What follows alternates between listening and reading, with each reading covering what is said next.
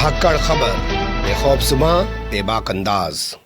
धाकड़ खबर में आपका स्वागत है। मैं आपके साथ हूं अकरम रईस खान। एक तस्वीर जम्मू कश्मीर से आई है जिसमें बीजेपी के प्रदेश अध्यक्ष रविंद्र रैना पुलिस वालों के बैज लगाते हुए दिखाई दे रहे हैं, जिसके बाद बहुत सारे सवाल खड़े हो गए हैं कि क्या पुलिस वालों के पास आउट होने पर कोई भाजपा का नेता या किसी भी राजनीतिक पार्टी का नेता ऐसे उनको बैज पहना सकता है। इसके लिए कानूनी प्रक्रिया क्या है, नियम क्या है, ये तमाम पहलू हैं जिन पर बात करने की कोशिश करेंगे। हमारे साथ उत्तर प्रदेश के पूर्व डीजी और देश के जाने माने आईपीएस वीएन राय साहब जुड़ गए हैं, जो अपने आर्टिकल अखबारात में भी ऐसे तमाम मुद्दों पर बेबाकी से लिखते रहते हैं। बहुत शुक्रिया सर वक्त देने के लिए। धन्यवाद। वो तस्वीर आपने भी देखी होगी जो बीजेपी के प्रदेश अध्यक्ष रविंद्र रैना की आई है, वो डिप्टी एसपी तक को जो है बैज पहना रहे हैं। देखिए, पुलिस में ये परंपरा है। पुलिस में क्या, सारी यूनिफॉर्म्ड फोर्सेस में, फौज में, एयरफोर्स में, नेवी में, पुलिस में, पैरामिलिट्री में, कि जब भी कोई पास आउट होता है कोई ग्रुप, तो पासिंग आउट परेड अपने आप में एक सेरिमोनियल ओकेजन होता है जिसमें उन्हें शपथ दिलाई जाती है संविधान की, या किसी धार्मिक पुस्तक पे हाथ रख कर के शपथ दिलाई जाती है कर्तव्य निष्ठा की, और कोई एक मुख्य अतिथि बुलाया जाता है जो उनकी परेड की सलामी लेता है। इसके लिए कोई कानून कहीं पर निर्धारित नहीं है, तो कोई ऐसा कोई नियम नहीं बना हुआ है, लेकिन एक परंपरा है कि आमतौर से संवैधानिक पदों पर बैठे हुए लोग बुलाए जाते हैं। मसलन गवर्नर हुए, मुख्यमंत्री हुए, या मंत्रिमंडल के दूसरे मंत्री हुए, केंद्रीय मंत्री, प्रधानमंत्री, राष्ट्रपति, ये सारे संवैधानिक पदों पर बैठे हुए लोग या तो आते हैं, या उस फोर्स के कोई सीनियर ऑफिसर, किसी दूसरे फोर्स के कोई सीनियर ऑफिसर, कई बार सिविलियन जो सिविल सर्वेंट्स हैं उनको। तो ये कोई किसी तरह का लिखित कानून तो मेरी जानकारी में नहीं है, लेकिन एक परंपरा है कि आमतौर से ऐसे लोगों को बुलाते हैं जो शपथ दिलाते हैं और जो इस तरह का उद्बोधन करते हैं जिससे पास आउट होने वाले जवानों या अफसरों का हौसला बढ़े और अपने कर्तव्य पालन की उनको प्रेरणा मिले। आपने कहा सर के संवैधानिक पदे पर बैठे हुए लोगों को बुलाया जा सकता है, और आपने बारीकी से तमाम चीज़ों पर रोशनी डाली कि किन किन को बुलाया जा सकता है, लेकिन एक पार्टी का प्रदेश अध्यक्ष अगर वहां पहुंच जाए तो वो तो कोई संवैधानिक पद है नहीं ना, वो किसी संवैधानिक पद पर बैठा हुआ है, तो यहाँ तो सवाल खड़ा होना लाजमी है ना जी। हाँ, ये थोड़ा सा अपने आप में न सिर्फ समझ में नहीं आता बल्कि चिंताजनक भी है, क्योंकि आप इस तरह से तो संविधान का उल्लंघन, संविधान की हत्या करेंगे। उल्लंघन करना भी सही नहीं है। तो खुद जिन महानुभावों को बुलाया गया उन्हीं को मना कर देना चाहिए, लेकिन ये दुर्भाग्य से एक राजनीतिक दल के अध्यक्ष को बुलाया गया जिसके पास कोई संवैधानिक पद नहीं है। तो ये गलत परंपरा बन रही है जो संविधान का उल्लंघन है। मैं समझता हूँ कि ये तो सिर्फ एक चापलूसी का उदाहरण है।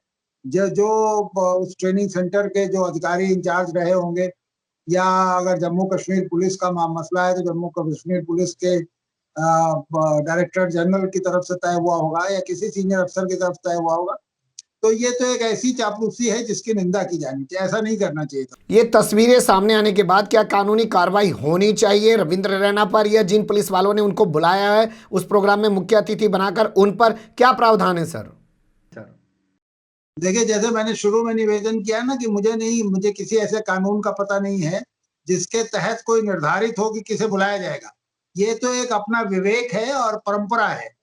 परंपरा यही है कि किसी संवैधानिक पद पर बैठे हुए व्यक्ति को या किसी रिटायर्ड और या सर्विंग किसी यूनिफॉर्म सर्विस के अफसर को बुलाया जाता है। तो ये तो परंपरा है। इस परंपरा का निर्वहन इसलिए करना चाहिए क्योंकि ये संविधान सम्मत इस अर्थ में है कि हम जो ब्यूरोक्रेसी में का हिस्सा बनने जा रहे हैं, जो पुलिस ब्यूरोक्रेसी का हिस्सा बनने जा रहे हैं, वो निष्पक्ष होकर काम करें, किसी राजनीतिक दल की तरफ से उनका रुझान ना हो, और जो संविधान जो उनसे अपेक्षा करता है उस तरह काम करें।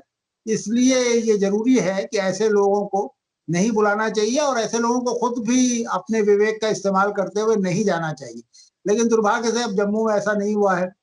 आप कह रहे हैं कि संवैधानिक लोगों को बुलाने की परंपरा है, लेकिन यहाँ एक पार्टी के प्रदेश अध्यक्ष को बुला लिया गया है। एक तरीके से देखें तो जम्मू कश्मीर में उन्हीं का शासन है, क्योंकि वहाँ पे राष्ट्रपति शासन लगा हुआ है, उपराज्यपाल वहाँ पे राज कर रहे हैं। तो ये तो एक बड़ा गंभीर मुद्दा हो जाता है। अगर ऐसी परंपरा आगे चल के देखने को मिल जाएगी तो फिर इसके क्या माने रह जाएंगे सर?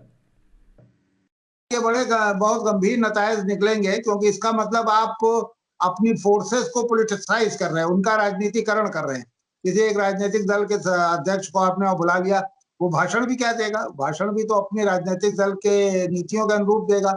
तो ये एक गंभीर उल्लंघन है। मुझे लगता है कि इस पर गंभीरता से सोचना चाहिए और एक बहस होनी चाहिए। खुद उस पुलिस बल में जिसने इन्हें बुलाया था, उनके लोगों को बैठ के चिंतन करना चाहिए और उपराज्यपाल को इस पर कार्रवाई करनी चाहिए। उपराज्यपाल को इस पर कार्रवाई करनी चाहिए और जो राजनीतिक पार्टी है उसको इस पर चिंतन खुद करना चाहिए, और जो ऐसे लोग वहां जा रहे हैं उनको भी जाने से पहले सोचना चाहिए। लेकिन आपने सर्च किया, कहीं आपको ये खबर नजर आ रही है, कोई इस पे हलचल, कोई बातचीत होते हुए दिखाई दे रही है? मुझे नहीं लगता। मुझे तो लगा कि इसको जितनी तवज्जो मिलनी चाहिए थी, जितना इस गंभीरता से इस खबर पे चिंता व्यक्त की जानी चाहिए थी, वो नहीं हुई।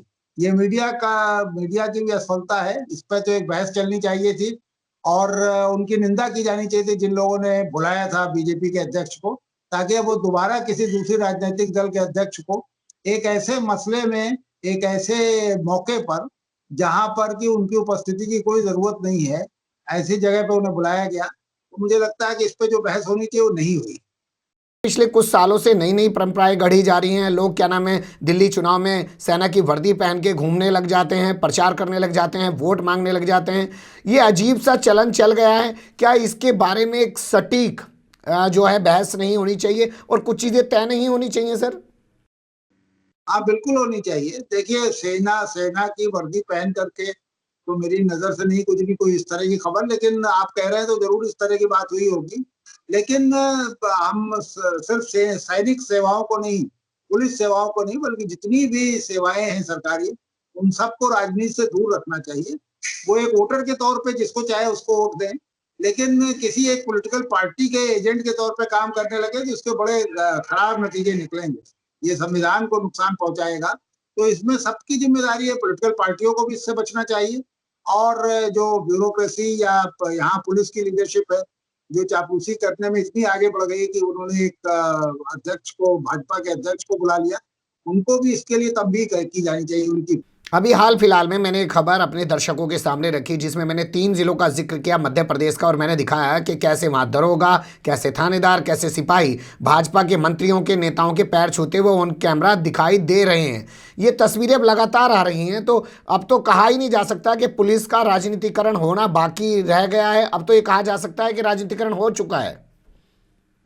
सही बात है। मैं भी अभी हाल में मालवा गया था, मध्य प्रदेश के 3-4 शहरों जिलों में, जिसमें इंदौर था, मंदसौर था और उज्जैन था।